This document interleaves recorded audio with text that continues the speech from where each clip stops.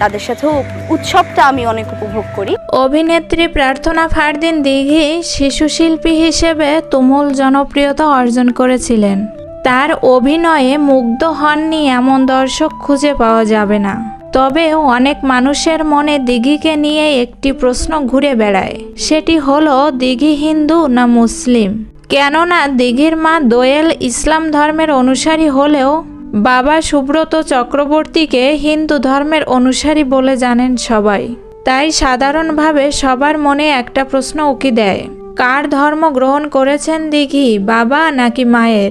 সম্প্রতি দিঘি বলেন, আমাকে নিয়ে এই প্রশ্নের উত্তর জানতে চায় আমার ভক্তরা। আমার বাবা চিত্রনায়ক সুব্রত চক্রবর্তী হিন্দু ধর্মের অনুসারী ছিলেন, কিন্তু মাকে বিয়ের পর তিনি ইসলাম ধর্ম গ্রহণ করেন। আমার ফ্যামিলি তারপর থেকে আমরা মুসলিম ধর্মটাই পালন করছি।